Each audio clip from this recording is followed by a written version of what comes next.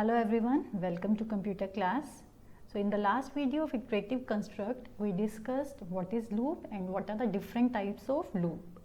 In this video, we will talk about for loop.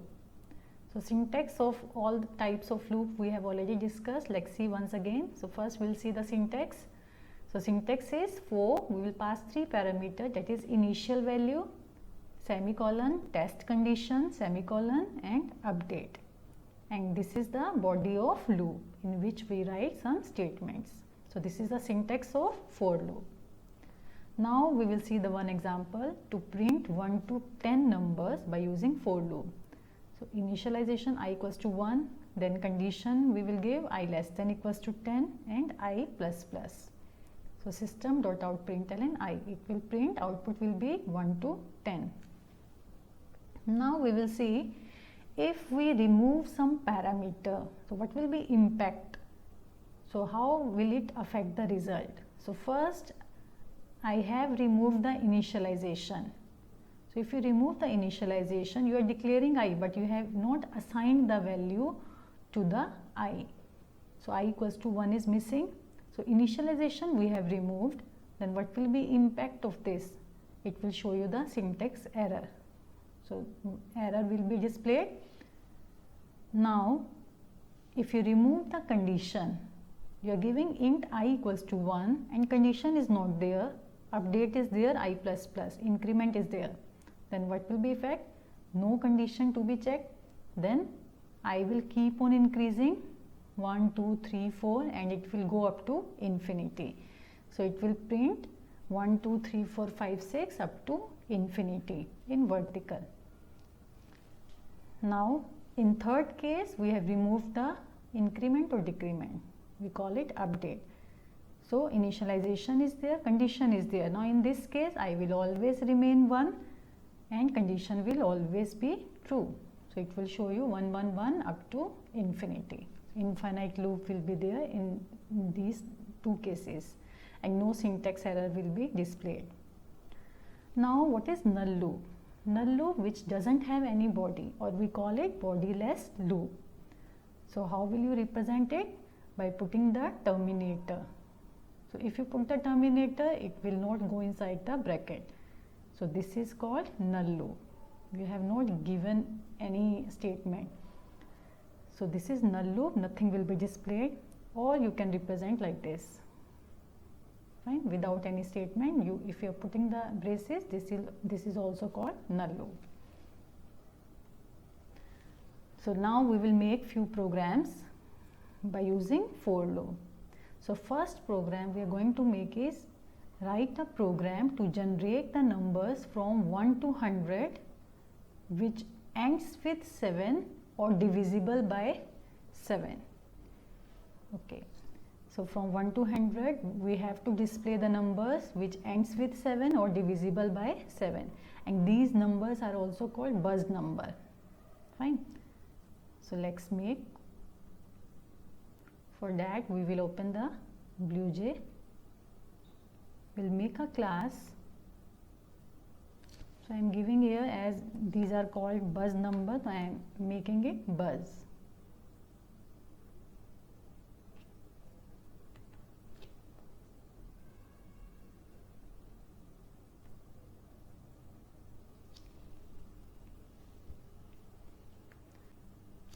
So first we will write class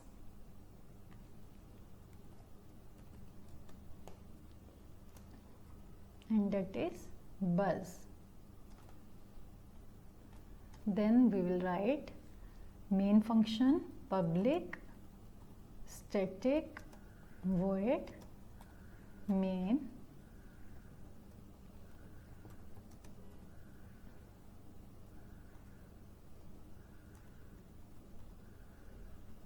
Now we will use the for loop for I equals to 1 semicolon I less than equals to 100 I plus plus. So this is the for loop. So we have not declared I. So here we can write int I. Now we'll check the condition. If, what should be the condition? Number, we will check whether the number is divisible by 7. First we will check whether the number is divisible by 7 or not. I mod 7 equals to 0, or what will be another condition? Number should end with 7. How will you check the number, whether the number is end with 7 or not? Suppose the number is 27. So when you divide the number by 10, then the remainder you will check. If the remainder is 7, it means the number ends with 7. For example, 27, 10 2s are 20, 7 is the remainder. So we'll check if I mod 10 equals to 7. So if any one of these condition is true, in that case it should display system dot out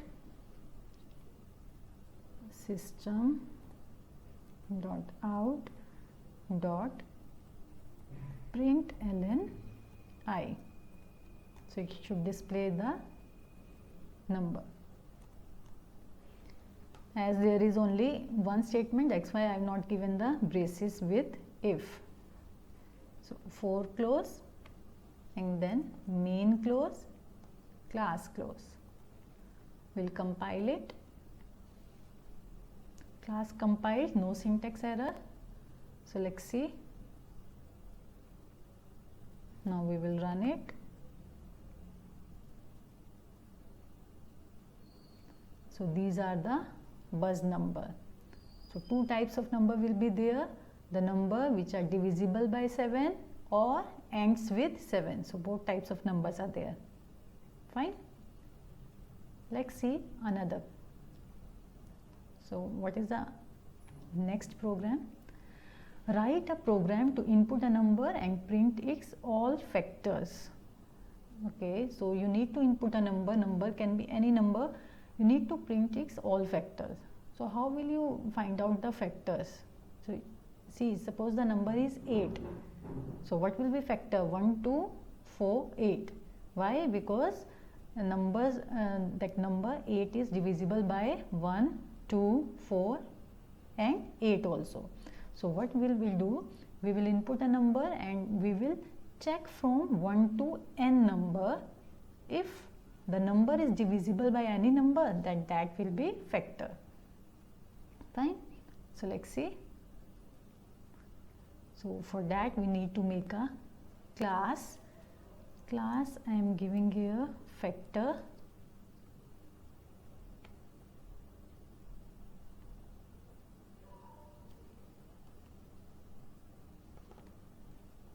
So we need to input a number. So for that we will import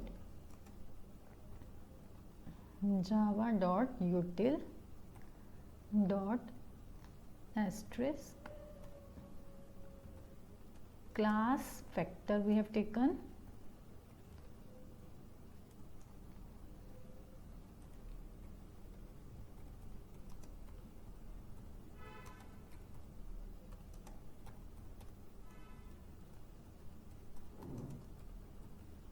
So this is the syntax of main function.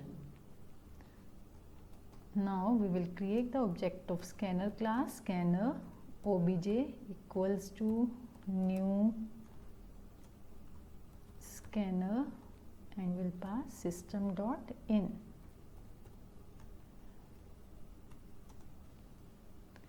Now we will display a message system.out.println enter a number.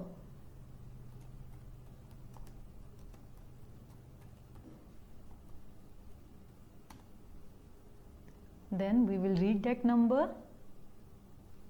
So we will take a number. I am taking n. Obj, which function we will use? Next int.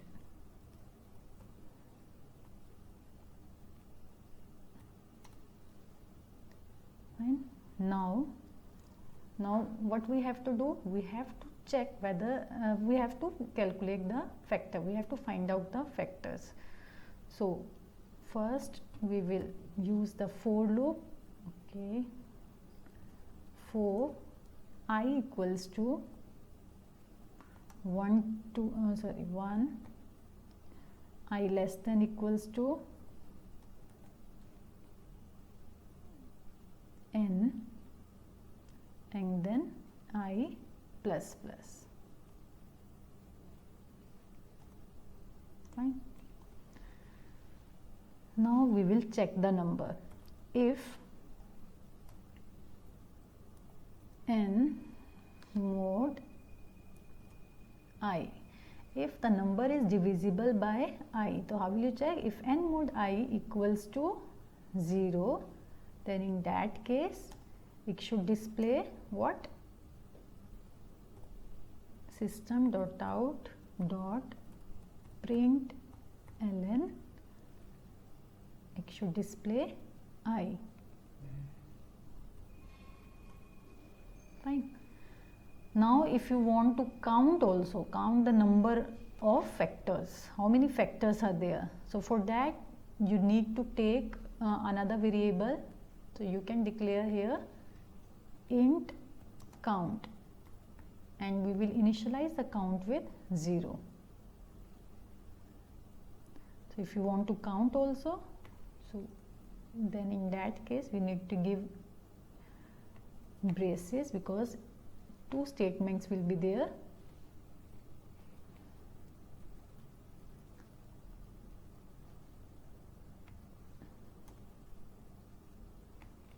Now we will give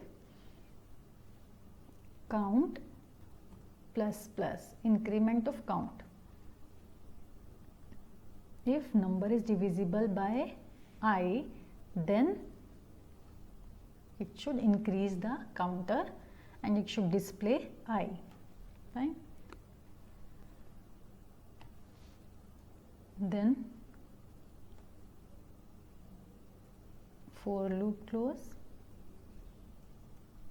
If you want to display count also, then system.out.println, number of factors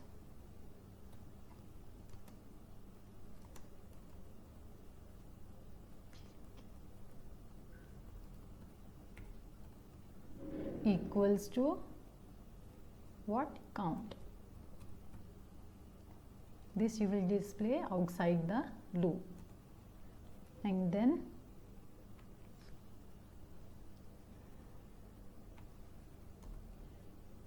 main function close, and then class close.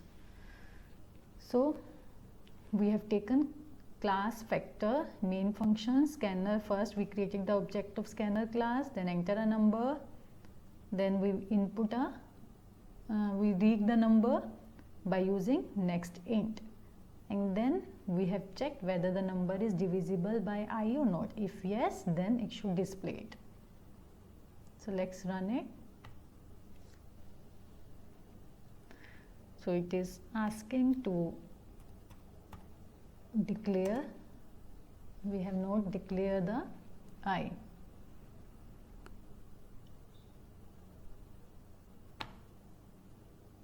So no syntax error. Now we will see.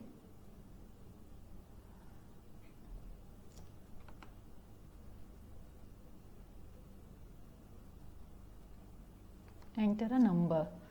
First I am giving 8 only, so it should display 1, 2, 4, 8. Number of factors are 4. Fine. So you can give another number also. For that you need to run it again. So let's run.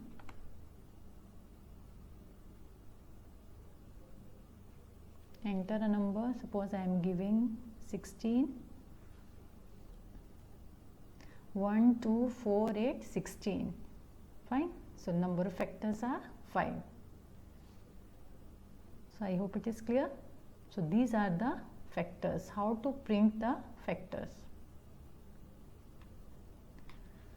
Now the next is write a program to input a number and check whether it is prime or not. So how will you check whether the number is prime or not? See, in case of prime, there are only two factors. And what are those factors? 1 or number itself. So in the same program, when you are counting the factors, if the count equals to 2, then that is prime number, otherwise not a prime number. So let's make changes in the same program. Factor. See what we have done, we have input the number, then fine, here it is okay. Now in this case we don't need to display the I, because we are concerned about counter only. So either you make the comment or you can delete it. Fine. So you can remove the braces also, because there is only one statement now. So count plus plus.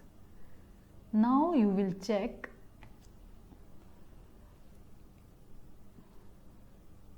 what you will check. If the count equals to 2, it means the number is prime. So if count equals to 2, in that case it should display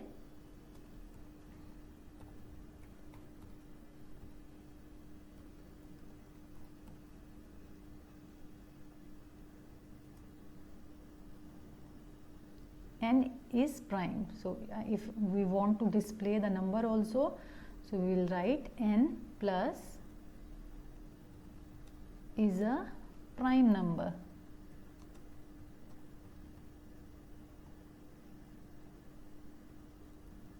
Else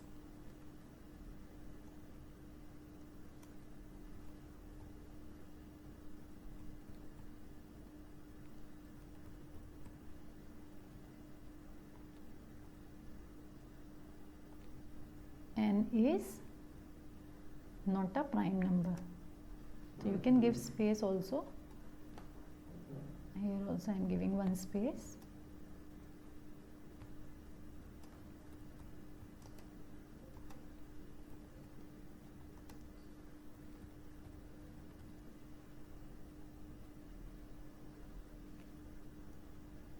Fine. Then main function close and the class close. Semicolon. So let's compile. So class compiled, no syntax error. So let's see.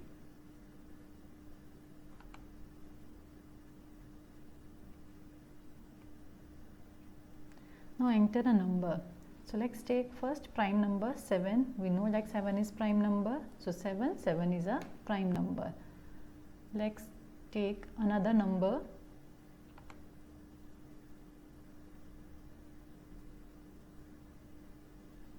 (14).